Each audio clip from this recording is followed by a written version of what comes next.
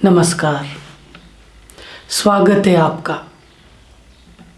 क्या आपको पता है कोई भी अभ्यास के दौरान क्यों कहा जाता है कि खाली पेट अभ्यास करो? आज इसके बारे में अच्छी तरह से समझेंगे। चलिए समझते हैं। जैसे ही आप अपना पेट भोजन से भर लेते हैं, वैसे ही हमारी सारे शरीर का ऊर्जा पेट की तरफ बहने लग जाता है उसको डाइजेस्ट करने के लिए। तो सारे attention indirectly moves towards your stomach. ऊर्जा बहने का अर्थ तुम्हारा अटेंशन भी बहना। और अभ्यास करने के लिए हमारे सचेतन मन का बहुत जागरूक होना आवश्यक है। हम अभ्यास करते हैं ताकि पूरी तरह से अटेंशन दे सके। जो भी हम अभ्यास करते हैं हमारी परफेक्शन के लिए, हमारी प्रोफेशनल अंडरस्टैंडिंग के लिए। और अभ्यास को ठीक तरीके से करने से, ठीक अटेंशन देने से वो हमारी सचेतन मन से अवचेतन मन तक चला जाता है। फिर हैबिट पैदा होता है, हैबिट फिर डिसिप्लिन पैदा होता है।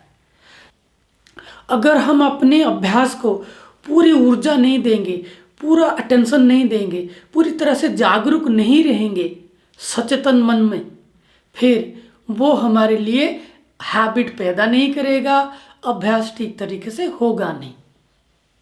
जब हम पेट भर लेते हैं भोजन से और फिर अभ्यास में जाते हैं, फिर हमारी ऊर्जा पेट की तरफ बहता है, क्योंकि प्राकृतिक नियम है।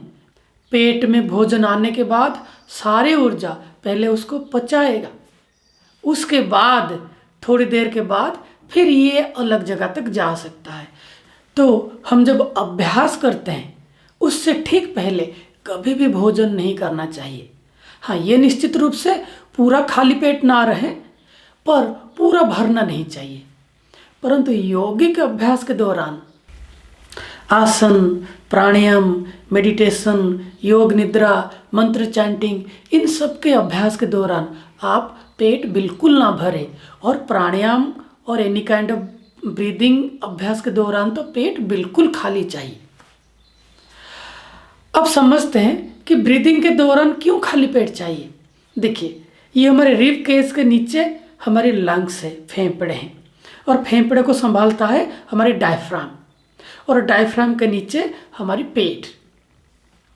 जब हम फेफड़े को पूरी तरह से श्वास से भरते हैं तब डायफ्राम नीचे की तरफ पुश होता है, अपने आप होगा, क्योंकि जब आपका फेफड़े फूलेगा तो डायफ्राम को नीचे धक्का मारेगा तो पेट बाहर आता है ऐसे,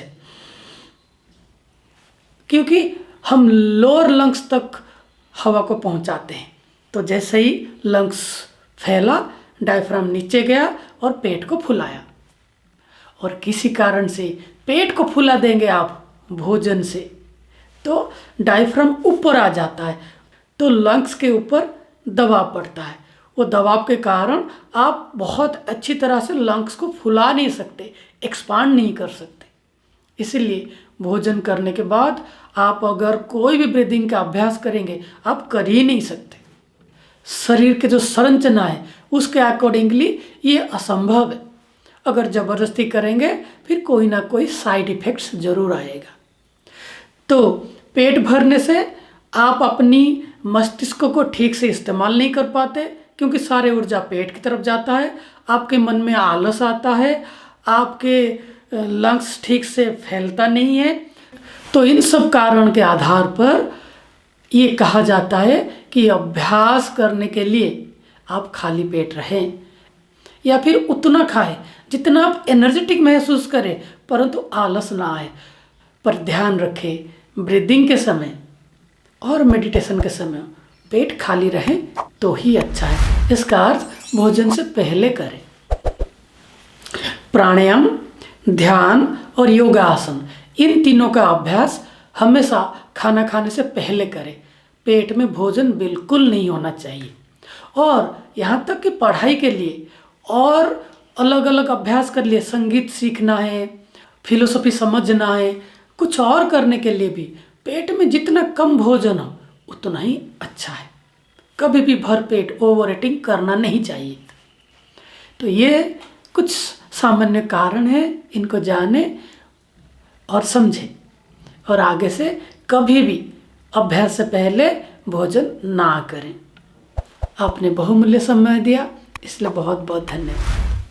प्रणाम, फिर मिलते हैं।